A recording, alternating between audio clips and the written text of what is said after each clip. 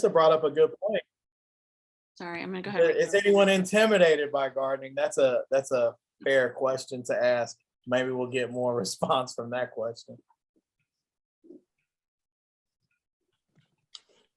I can say I kept a succulent alive for about a year.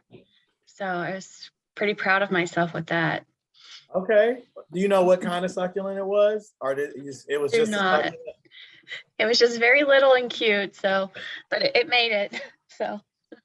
Yeah, I saw on social media a succulent and it was real big. And I was thinking, man, I want one like that. And they said it took 20 something years to grow it that big. I don't know if I got that level of patience yet.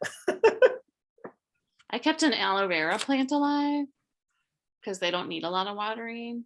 So yeah, that's about as good as it gets. No, we actually have a rose garden. My husband planted it.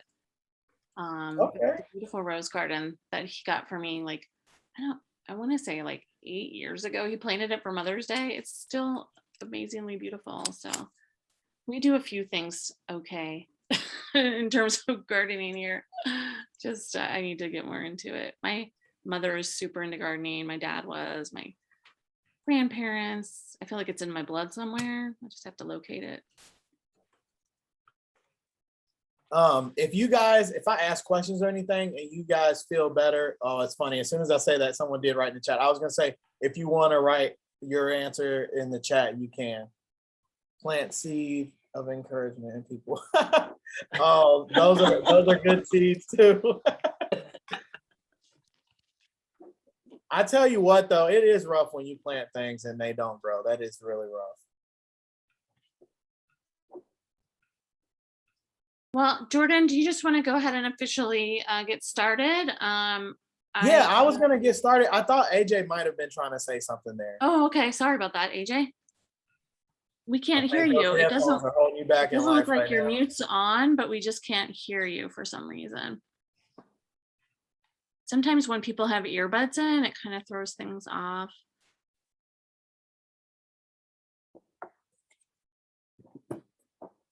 Oh, I think she's gonna type. Oh.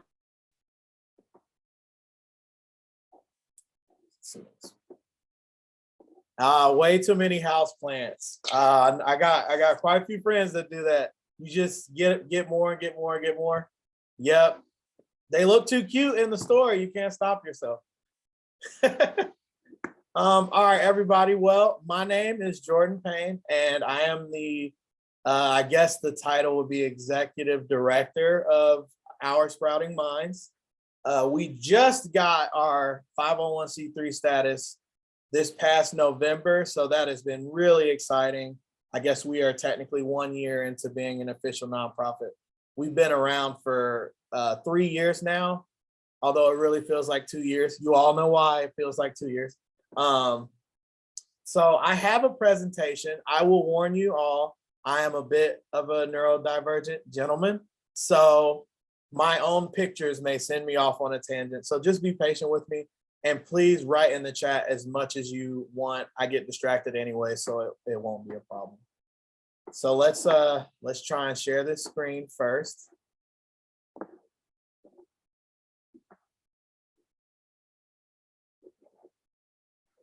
All right, can you guys see that pretty green thing? That slide serves no purpose. My wife made that and I just like to show it off. So that's all there is to that. So I'm going to tell you guys a little bit about how it all started. Before I got my current full-time job as a youth minister here at LifeSpring Christian, I was working at Child Focus and a partial hospitalization program. It's a day treatment program now. They transition. And any of you who have been case managers or things like that, you know, you have your time with the kids and then you have your billing time at the end of the day. And so for, a year and a half, I worked at Child Focus. I would do my time with the kids, which was the good part of the day, then the boring part of the day doing my billing. And eventually I worked on making templates for the billing to kind of speed it up. And I was getting done about an hour and a half early, and I had all this time to work with. And so I thought, man, what can we do different around here, And the first thing we tried was building a path in the woods behind the program with some kids. I wanted them to be able to build and have ownership of it. And that went by really quick. And then I decided maybe we could build a garden. That seems like something that like could have some longevity. And as fate would have it, Mary Vicario and Sarah Buffy came to Child Focus to give us some trauma-informed care and resilience training. And it was so inspiring. It was very, very inspiring. And it made a lot of sense, mainly because of my own personal trauma that I've experienced. And I'll talk about that a little bit later. But at the same time as this training happened, we also decided to build a garden with the kids. And so as you can see in this picture here, this is how this all started. I think this was maybe 4 years ago at this point. And my friend and I raised money on social media to pay for all of this. My job was not convinced it was going to work out. So I think they gave me about $60. And some of the kids and I, in our summer program, we just built this raised bed, and once a day we would come out for their recreation time, and they'd be out there pounding in the pickets with me and all this stuff. We never had any acts of aggression or anything during the building process. And this was when I started to realize how valuable an opportunity like this was, where kids have agency, where they have ownership. And we'll talk more about that. So what actually is Sprouting Minds? We are a 501c3 that seeks to inspire immersive, trauma-informed, and strength-based therapeutic horticulture, developing at-risk youth's resilience and psychological well-being. Lord, anytime you guys hear those sentences, I know you all are like, well, that was a lot of words there, bucko. And it is a lot of words, but that's our mission. That's what we want to do. And I'll explain all of that. But the basic concept is we go to whatever nonprofit it is, we look at their site, we have a curriculum that we use, and the students and I and my intern work with them to build their own garden. And Talbert House was the first agency that we worked with officially. And this was a picture of their first bed in process of being built. And that was built by girls in a residential treatment facility. So just to see where we are now, looking at this picture even, just makes me really happy. So what is therapeutic horticulture? I'm not going to read that entire definition because I already just read the whole mission. So you guys all have the slides, and you can read that definition later if you want. But what I will say is that definition comes from the American Horticultural Therapy Association. We are a member of that group. And as you can see in this picture, that's me in one of the classes. I'm going through ongoing training with them to eventually become a horticultural therapist. This was the introductory class that I took with them. And so horticultural therapy, I can't call it that. That's important. Therapeutic horticulture is basically any activities that are meant to improve well-being, psychological well-being specifically, in engagement with plant-related activities. So we'll talk more about what those look like. So how do we do it? This is the fun part. This image you see here is just an example of a mock-up that we would do for an agency. You know, this is what we could build. But the most important thing, and I learned this from Mary and Sarah, is finding ways with the students and the youth that you work with to give them voice, choice, and control. And that leads to safe relationships, resilience, and agency. All right. So what does that look like? I just actually got this graphic from our trauma certification series, and I see Angelique nodding because she recognizes it. And I just thought it was so fun, you know, just to take a minute. When I think of how we approach the garden groups with the kids, these are the factors that we are wanting to build with them. So agency, I can show you this book here.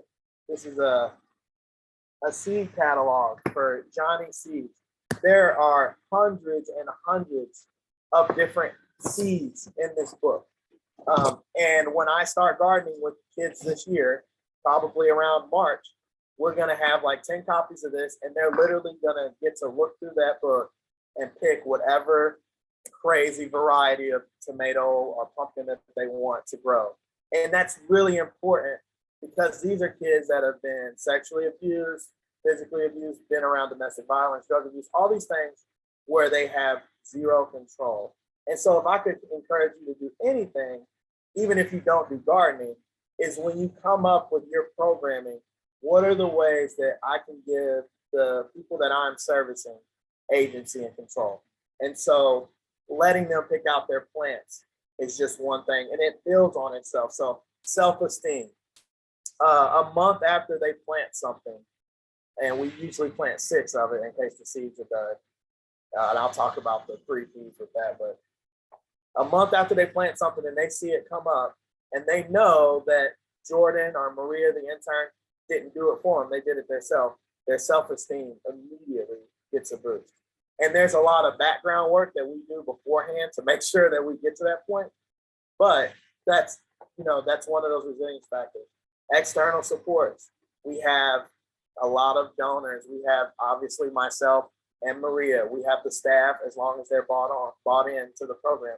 When we bring this garden program to an agency, we want those students or whoever they're servicing to know that there's external support for them. And I could go on and on. I'm going over how long I want to be on this slide. I'm going to skip affiliation because the most important one is a safe relationship. That is the biggest, most important thing for us with the gardening. I view the gardening as an opportunity to build a safe relationship with a kid. And I don't want this to come across as me judging the staff and the programs that I work with. But whenever I do a program, the first goal is to at least give them one safe adult that is going to give them agency and control and respect when they do and don't want to do something. And we'll talk about that, what it looks like when you're writing a curriculum and things here in a moment. But a safe relationship, a healthy relationship is so, so important. That's this huge. So we have 40 weeks of curriculum that we can choose from depending upon what the organization needs. And this is curriculum that I started the process of writing back when I was at Child Focus. And then I kind of changed it so that it could apply to multiple agencies. If you look here, each one is based on a week and the month. There's a different topic. The topics range all over the place: anger management, social skills, collaboration, SMART goals. Things you guys have written curriculum, or if you haven't, that's typically how it goes. You have a goal or an objective. And then the objective is basically this is what our goal is for this activity. Now, I want to make sure you guys know Sprouting Minds is not perfect. I am still actively working on this because the more training I do with the Tri-State Trauma Network, the more I know that I'm going to walk into a situation with a kid who isn't ready to go outside with Smiley Jordan today because maybe their caseworker, didn't figure out a visit. Actually, I have a story for this. I was at Talbot House and we were going to be watering the plants outside. And one of the girls did not want to participate. And I said, "What's going on?" And she said, "My crackhead caseworker messed up my visit with my mom." So I'm in quite an intense situation right now because I want to water some plants with the girls.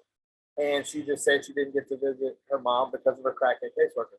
So what I say back to her is, wow, that must really suck having a caseworker that does crack. Now, I want to make it clear, I know that her caseworker was not doing crack. But what I cared about in that moment, if we go back here, is having a safe relationship with this girl. She is not ready to water the plants. She is not regulated. If you've done the thinking brain, or the hand brain, she's offline. And I have an opportunity to potentially orient her to being back online or further exaggerate or exacerbate the situation. That is what's most important, and that's what we're trying to work on and improve with our curriculum. What does it look like if we have this objective or this goal for the day and we have a couple kids that aren't ready? What are some alternative activities that we can have? Because let's say this week we're going to be building the raised bed. Oh, you don't want to use the drill. You're allowed to not want to use the drill. Here's an alternate activity. So as you guys are coming up with curriculums for whatever it may be, sewing, sweaters or something, I don't know. It doesn't have to be gardening is the point I'm making. A suggestion that I would give you from myself, learning this the hard way, try your best to always have alternatives in every single week, because what happens is it's a lot easier to tell a kid, hey, this week we're going to be building this raised bed or coloring these sunflower mandalas, because there's choice there. So it builds on itself. That agency is so important. I don't want to ever have to come in and force them to do anything, even though I do have an agenda, and we are allowed to have an agenda. So here you can see a really complicated, this is one of those things probably intimidates people, but for me, it helps me stay sane. But this is how you could potentially do gardening year round. So as I said before, we have 40 weeks of curriculum. My goal is to have 52 weeks, with each week having an alternate activity, where a lot of these weeks are building or maintenance. And then there's also craft weeks. We introduced a new activity for the first time this year, flower petal smashing, where the girls got to hammer the petals of flowers onto cardstock for a card that they wanted to give it, for someone they wanted to give it to. So that was a really cool activity. So the curriculum is growing. And what you see here is a kid. Don't worry, any pictures here I have released before. If anybody's having a little panic attack, because I know I get stressed about the pictures sometimes. But you have a student here that was in one of our groups, and he's got all of their winter seedlings. So typically we would start with kids in March or February and start them early so that they have at least something by the end of the school year. So which would be around June. And that's just exciting. Now, big point here, and for you guys who are want to get some research information and things out of this meeting, this is where I'm gonna tell you to put your pay attention hat on. The groups are not about us until they are. So in the research for this curriculum and development of it, and what initially inspired me the most was dealing with my own personal trauma. I grew up with a mom that was on drugs and a lot of rough upbringing. I found out who my dad was when I was 25. So I've had a ton of trauma that I have had to process through. And what I learned is we have to be able to regulate ourselves and practice what we preach. So in this picture here, I have it's a photo of my garden journal. Each kid gets their own journal, and their name is actually put on the journal. I obviously can't show you their name, so I had to use a blank one. And the goal of these groups is always to make it about them. But there are going to be times when we are having a bad day or where we don't feel like we can manage our emotions. And what I love about the curriculum that we use, and what I'm inspired for you guys to do when you're developing curriculum and applications to your services, is I apply it to myself. Example, there's a skill that I learned from the TTN called the 3 Ps: predict, practice, plan B. I had a lot of anxiety about letting certain kids that I was working with use a drill. Now, since I've been doing this, I've done training on power tools, and I have had no acts of aggression or any problems with the tools. But I still personally had that anxiety. And what I had to do was go and look, why are you so stressed about this? And what came out was I was having feelings of anxiety related to when I was in the military, and people would get hurt using tools in the military. And so I had to process through that personally before I could then come and then provide this service to the kids. So the 3 Ps stand for predict, practice, plan B. So I'm predicting I'm going to go and work with kids, and they're going to use a power tool. So I would practice what that's going to look like at home. Okay, we probably shouldn't give it to them with the battery in first. Let's give them the drill with no battery, with no bit, and just so that they can experience the weight of it. And now I feel better because, the risk, we call it risk assessment in the military, but the risk is exponentially lower right now. They just basically have a heavy thing. That's all it is. And so then each one of them gets to hold it. They get to click the trigger button. We pass it around. And then, okay, now let's practice with the battery. And I did this all at home alone first, because if I'm going to teach these kids a skill called the 3 Ps and I'm not actively using it, then what's the point? You know, I'm a hypocrite. So if you get anything out of this, it's these skills that we're trying to use with the people we service. Make sure you use them yourself, because they do work. Beyond Consequences, Logic, and Control. That's going to be one of the books and the resources that I give you guys at the end. There's a beautiful story in that book about a parent who their child keeps sneaking out of the house, and they are frustrated, and the kid is lying to them, and they like yell at the kid, and they get upset because they're like, oh, this is not who I am. And then they go and talk to someone who knows this trauma-informed approach. And they say, why is it such a big deal that you're lied to? And then they remember in their childhood home, their parent would get really upset and abusive about lies. And so when we are teaching things, when we are applying these things in the curriculum, make sure you're aware of your own self. What are your triggers? What makes you upset? When do you need to take a break? Like we often tell the people we provide services, they need to take a break. The same for yourself is really important. So here we have some of the partners that we have had. The Institute of Youth Development and Excellence is a really cool program near Norwood, I believe. We did a garden with them for the first time this year. Talbot House, we've been working with them for the past 3 years at a residential for young women. New Path, formerly St. Joseph, they had I believe it's day treatment in Dayton, and we built a garden with them there. We've partnered with City Gospel Mission. That's one of the most exciting partnerships we had so far. And I'll show you guys about that. And then obviously Tri-State Trauma Network, because here we are right now. And I'm Yes, going we are definitely an ally. Yes, Jordan.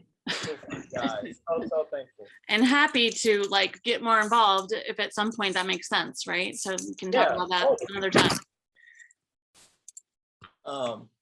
So where are we now? This is the like celebration slide. The first picture on the left is a gentleman who works for City Gospel Mission, and he has a container there, a wood crate full of vegetables that were grown by kids in our programs. And they knew that these vegetables were going to go to this organization for the homeless. And he's actually holding a card, an encouragement card, written by one of the girls at one of the programs. So that was like a dream 2 years ago, that we would grow enough that we could donate some of it, and that they would get to make these little place cards for people at a shelter. And that builds so much agency into, I mean, just think about that. Someone that is in a day treatment or a residential facility having that positive association while they have so little control in their lives, that I grew something that's going to help a homeless person have a meal. That is so huge. That was one of our biggest wins. If we don't ever get another partner or anything, the fact that we got to the point to make that donation to this day is one of the greatest things that could have happened. The second picture is Maria, and Maria was our intern this year, and she has a degree in horticulture. And let me tell you guys, she knows so much more about plants than me. And she has just been a huge asset to us. We're working on fundraising and things now. I really want to be able to pay her next year. We're a nonprofit, so I don't know how many of y'all have dealt with nonprofits, but whew, the paperwork, child. Anyways, we also have our first like inventory of our stuff up there in the top right. So that's all of our like seed starter trays, and we've got tons of seeds that kids can choose from. And what else do we have here? Oh, obviously the grow lights for when they start indoors. And we bought a truck, kind of. We're paying on it. We don't own it all the way. But it's still really exciting because I can't tell you how many times I filled my wife's Subaru and my Honda with like plants and bags of soil. I don't know how much y'all know about Hondas, but you put too much in there and your wheels are basically touching the car. So I'm gonna show you, this is the resources. These are my primary resources that I have used and the development of the curriculum and also the philosophy. So the Theory to Practice Handbook from Mary Vicario, super, super helpful. So practical. Can't say enough how good it is. I already referenced Beyond Logic, Consequences, and Control. Amazing, amazing book. Horticultural Therapy Methods. That's a book that's more specific to gardening and horticultural therapy, and as well as the profession and practice of horticultural therapy. And then there's The Body Keeps the Score. I'm sure you guys have heard of that one. That's a real popular one. And then here's the big one, Square Foot Gardening. When we talk about helping kids with boundaries, giving them ownership, giving them agency, Square Foot Gardening has been so amazing. I'm gonna see if I have a photo here where you can see. Okay, you can kind of see it in this one. The way Square Foot Gardening works is you basically have either a 4x4 bed or a 4x8 bed, and each square foot can have like 1 tomato plant, 1 pepper, 4 bean plants or whatever, and each kid gets, depending on the program and their budget, gets maybe 2 to 4 squares where they can grow whatever they want in those squares. It is amazing.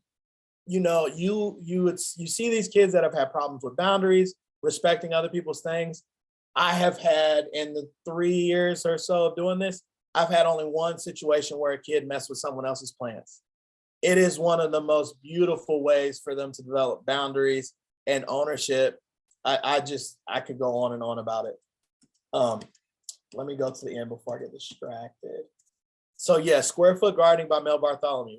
Also, for those of you that are intimidated by gardening, Square Foot Gardening is amazing. It makes it very, very, very simple. If you want to just do a 4x4 bed in your backyard or something, the soil is kind of expensive. I'm not gonna lie. That's the one thing. The soil, the way that they make it is kind of expensive, but the results are really, really good. So I definitely support Square Foot Gardening. So let's see, how long did I just talk? Felt like I was talking kind of fast.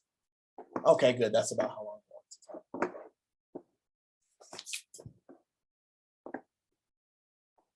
Angelique, remember the 3 Ps.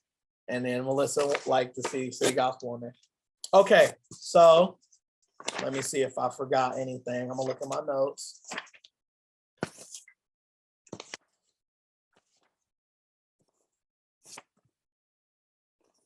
Okay, looks like I got everything. All right, so I would love to know if any of you guys have any questions. I have a question or two. I may have not heard it. Just wondering, because of the growing cycle of food, are your kids there for the duration of the growing phase or the growing cycle? Do they get to see what they seeded in the ground come above the ground? Do they get to see that and harvest it themselves?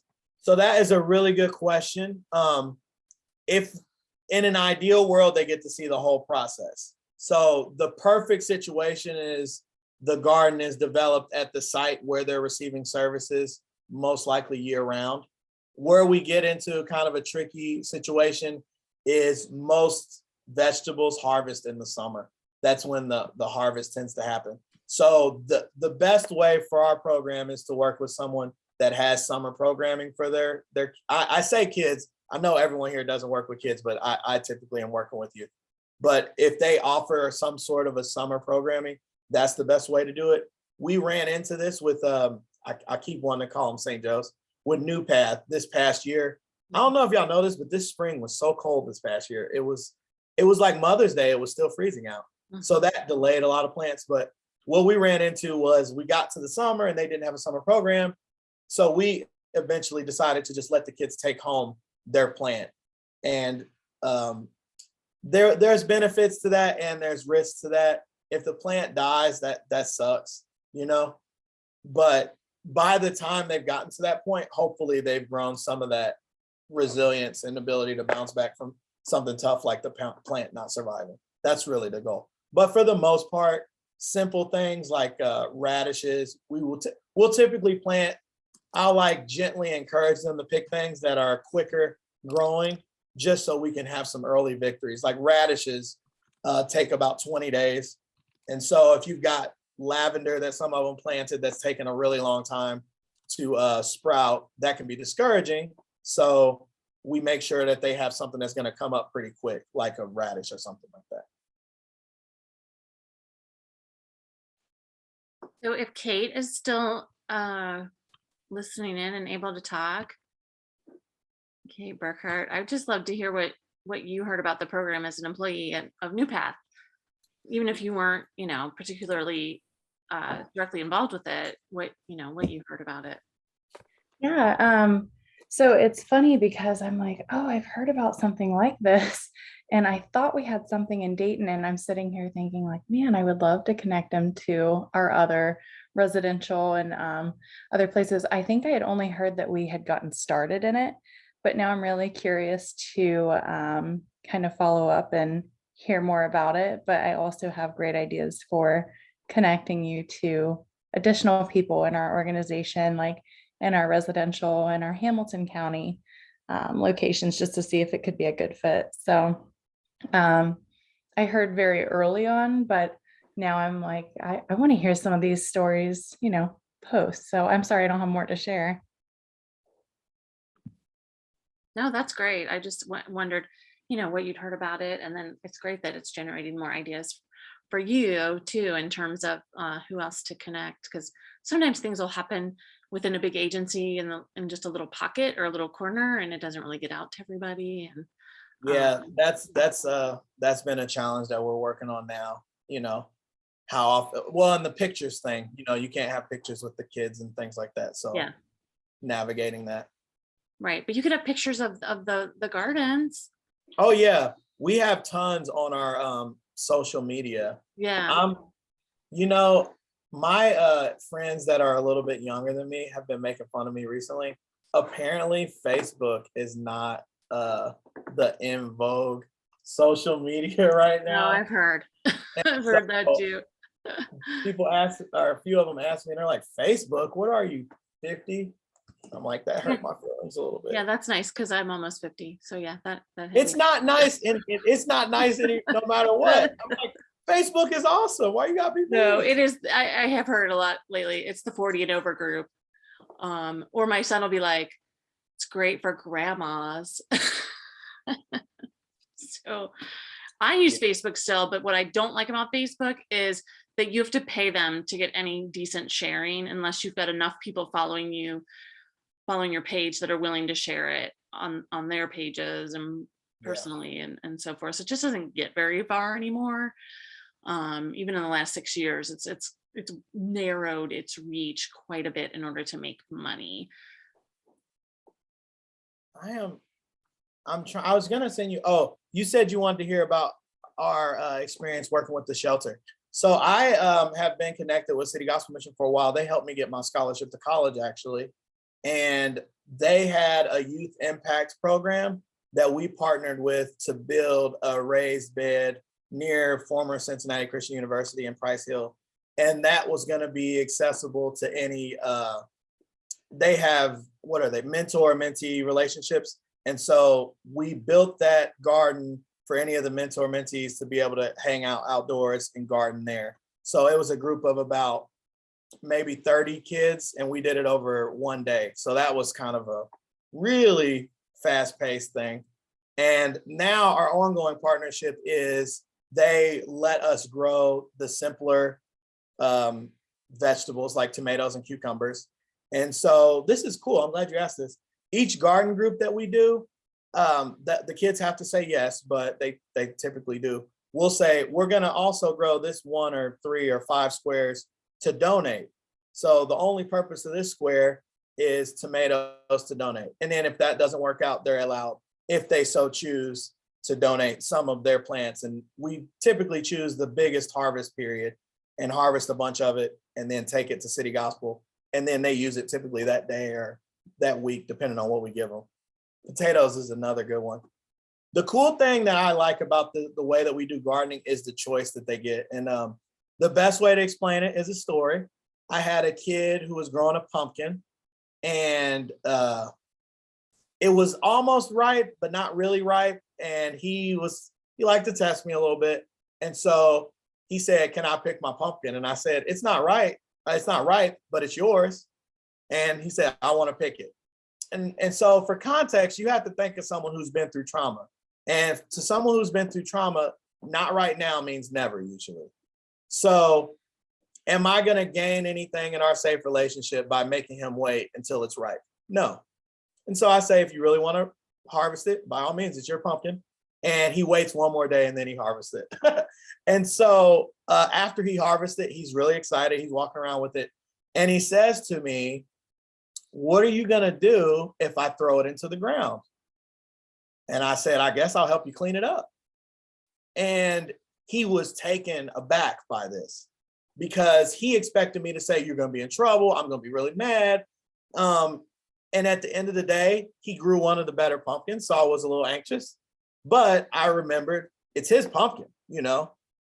And so when we approach our relationships with these kids, we have to remember, or whoever you provide services to, we have to remember that their relationship is more important than anything, any device or tangible thing. The relationship is more important than that. I had girls from Talbot House taking pictures of their plants with the DSLR, another way to have agency. And one of the girls asked me, "Are you scared one of us are going to break it?" And I just say, "It would suck if it got broken, but you're more important than the camera, you know?" So we have to really practice that. And believe it or not, they respond to it so much. I just love the fact that I have worked with kids that have physically hit teachers in the face, you know, thrown scissors or whatever, all kinds of violent stuff. And those same kids have used a drill to assemble a raised bed, and there's been no problems. I am so proud of that. I think I got off on a tangent. That's very cool. Very cool. Yeah. So I know that that you had said previously when I asked you about doing this a few months ago, you're looking for some partners. Yes, You yeah. want to talk more about what you're looking for in a partner in terms of having the project occur within other agencies? Yeah, so we do typically focus on youth that need behavioral health services, and that's our target audience. But I am working with several agencies about potentially selling them some of the curriculum to use with their group that they service, or training them on the curriculum, things like that. The goal for us this year, we did 3 agencies last year. We'd like to do 5 agencies this year at the most. I already have one agency that's interested in starting a program. We typically do anywhere from 10 weeks to about 20 weeks or so, with the goal being starting early so that their plants can get established indoors and we can have alternatives. And that's the 3 Ps. I use that in the approach to the program. So if a kid wants to grow a tomato plant, I'm predicting they're going to plant it indoors. They may forget to heat it one night or something like that. So we plant 6 instead of just, 2, things like that. So you can't do that if you start in April. We like to start in February, March, and run into the summer. That's typically what we like to do. And if people want to potentially work with us, I put our website in there, and there's a contact form on the website, or you could just, I'm just put my email. You could email me. If you have any specific questions, it looks like we still got a little bit of time. Yeah, we've got 20 minutes. If you have specific questions about what it looks like to start a garden, the broad view of it is I do free consultations with anyone that wants to do it. So that is just so I can come to the site and honestly tell them whether or not they could have one. Because that's something too, is sometimes you're just in a location where it's not feasible. Although there was an organization that we were going to work with, and I figured out a way to do a mobile raised bed. So that was kind of fun. And obviously the kids would get to build that. Another thing, they get to build it. They don't have to build it.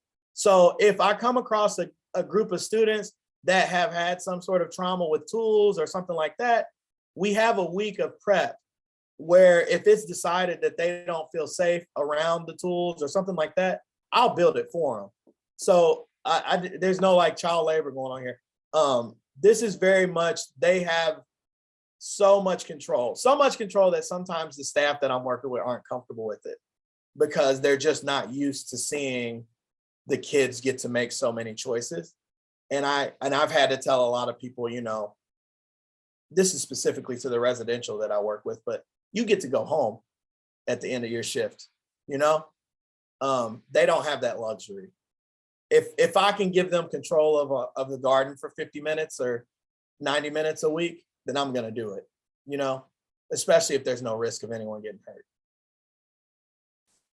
Yeah, so I basically come to your site, look and see if there's a possibility of having a garden there, and you know, how many kids do you work with, or how many people do you work with? What is your budget? You know, am I gonna teach each series or each session? Do you just want to buy the curriculum? So that's the process, and we'll go back and forth over that.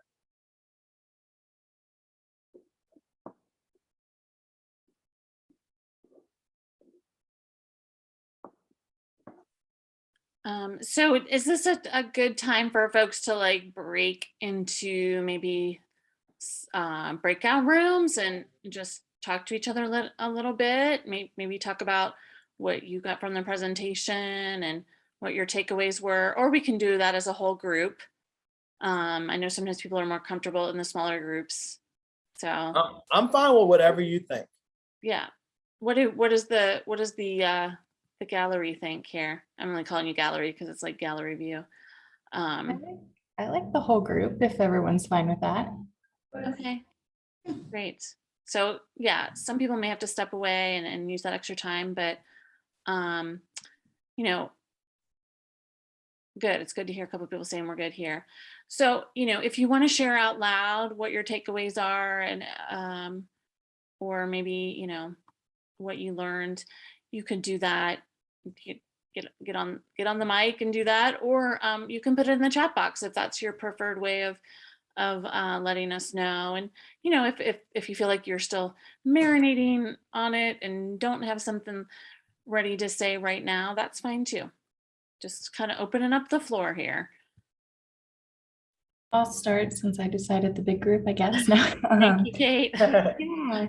Well, first and foremost, I have to say it was pretty inspirational. I think just, you know, hearing your background and how you developed this amazing organization. But I think one thing that really stood out to me, and I'm just kind of, I know we're a little more familiar with your program, but I think one thing that was really important that I heard from you was that kids in residential programs don't get to go home at the end of the day. And I think that's really important that we're reminding our staff of that. Yeah, absolutely. Especially when you get into the power struggles. That's the big one. I'll share the emphasis for me. My takeaway was the safe relationships. The story that you shared about my crackhead caseworker. I have a young lady in my life who she wants to be heard and believed, and even though she's sharing some things that are absolutely not true, she just exaggerated. Just see me. And a lot of times she's not a child, but she's trapped there because of trauma. Okay, she's trapped in childhood trauma. The name of my next book that I haven't written yet. I'm just throwing it out there. But she's trapped in childhood trauma, and so for me, that was helpful because I haven't given her that safe space because I know her so well. And I think I even mentioned this in one of our TTM meetings. You know, it seems like sometimes they should know better. You're dealing with children, but this one is an adult, you know, and maybe I could have been a safer relationship for her. Despite her adulthood or what I think she should know or whatever our past relationship has been. So that was helpful for me for a situation that I'm dealing with right now. So thank you. Yeah, absolutely. It's amazing how much it means when we do actively listen to someone, even if it's ridiculous what they're saying.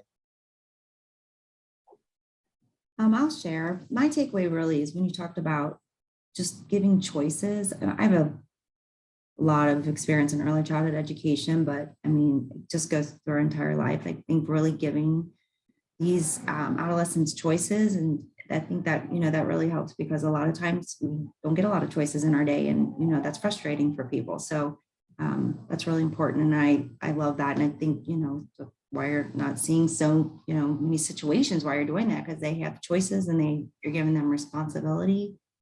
I love it. This is super cool. Thank you so much. My takeaway was the story when you talked about when the kiddo wanted to throw the pumpkin on the ground and your response was, I'll help you clean it up. I like that. I love it. I really, really like that. They gave me a totally different mindset, street to walk down. It's like, I'll just help you pick it up. Feeling connected, feeling safety. Yeah, it's that relationship. It was Mary told a story about someone that was addicted to drugs in one of her trainings recently, and she went through the 3 Ps with the person because they had custody of their child, and it's like, if you feel like you're going to relapse, what do you do, or something of that nature. But it was so scary to me to think, yeah, you really do have to work through it like that, because the ideal situation is not going to always happen. People are going to make mistakes. That kid's going to have an outburst again at some point. Is the relationship more important, or is trying to force them to be perfect for the rest of their life more important? And that relationship wins every single day. It has to. That's right.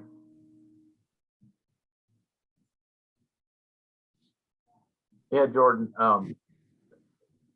I work in a very small school district, but it's a whole district, and I try to role model that. And when you said about the camera, and you're more important than the camera, yes. Our relationship is more important than anything. And at a school, it's math and reading and all that. So I try to role model that, not even, but especially to the teachers, because they're with the kids more than I am. That our relationships are what we have, and what does change, and what does help people, and is real.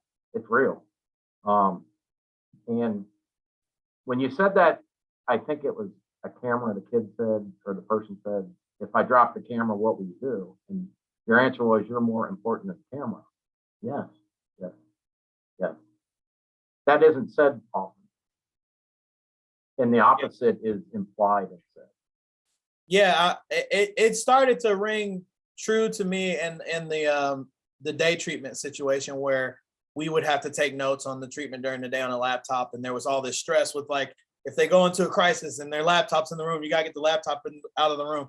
And when I developed Sprouting Minds, and I knew we were gonna, where's that little thing?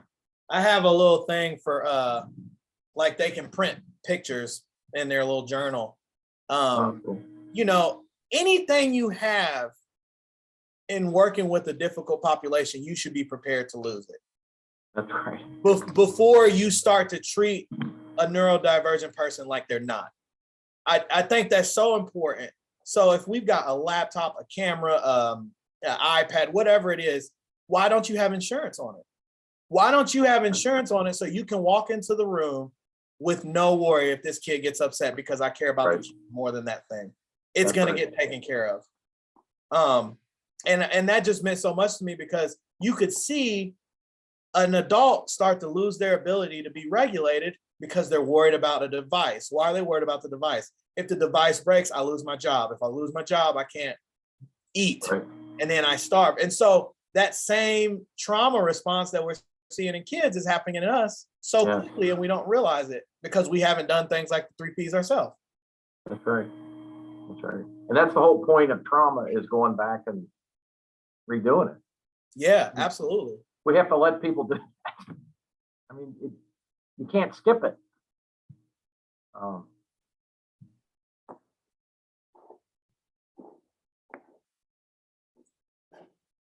Yeah, Angelique, I started to feel that a little bit. Yeah.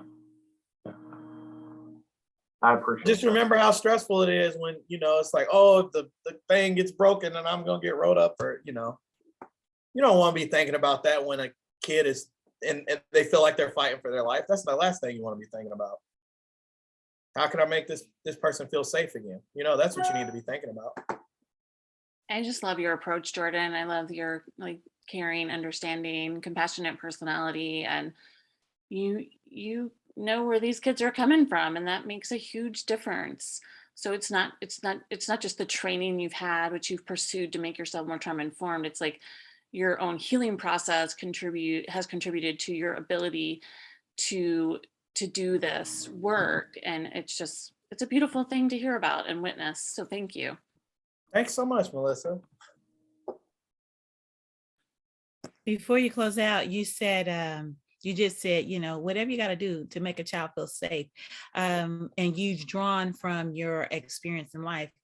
For the longest time, I was the Cosby kid, so to speak. That's what my friends called me, because for them, I had not experienced trauma, that they had. Broken home. I had not experienced that. Poverty. I probably did, but I didn't know it. There are certain things that I didn't know. So if there is a worker, a counselor, or a therapist who could use insight in working with a population that is unfamiliar to them, what would you say? What would you offer? What would I offer to them from me? Honestly, I would point them in the direction of Melissa, or because I know my strengths, and I just don't have enough yet to be actively training and things like that. I hope to be there in the next few years. I think my strength right now is inspiring people, motivating people to get them engaged in learning more themselves, and obviously doing gardening. But if I was looking to encourage someone like that, I would tell them definitely go through a series like the trauma certification series, or just at least take the introductory class, something like that. Perfect. Thank you. Have a therapist. That would be another big one. Like, be okay with needing help. That's really important, because you can't help somebody else if you haven't learned how to be helped. Yeah. There's like I said, there's personal training and soul searching kind of work, and then there's professional training. And if you don't do the two of them together when you're doing trauma work, it just doesn't work out very well. We've seen things that happen when people do one and not the other. Yeah. Well, this has been great. And I'm so glad you let me videotape it. Because a couple people I know wanted to come and couldn't, one of them being Mary. Oh yeah, I was hoping she'd be She's here. always pushing her little time boundaries. So I'm sure she'll be glad to see it. And then Tim Nolan, who's chair of our programming committee with TTN, God love him. He went into the hospital this past weekend with a stroke. Oh no. Yeah, he's hoping to get out today or tomorrow. So thankfully, his speech got fully restored within 24 hours, which is amazing. So anyway, if any of you guys know him, just say a little prayer for Tim. He's great. He's been on our board for a while. He'll be 77 in a week. The man never quits. He's on a mission to be helping people, adults and children. And, he does a lot of consultation for schools. So anyway, this is great. Thank you. Appreciate you so much, and appreciate all you guys for all the work you're doing in our community, like I said earlier. So please give yourself a pat on the back in case nobody else does today. And y'all take care, and we'll see you again soon. Thank you guys. Sorry, I was reading a couple messages from people. Jenny, did you want to just email me, or did you have any questions before we left now? I'm gonna email you, and I'm just like taking all the information in. And Yeah, I know it's a lot. It is a lot. Different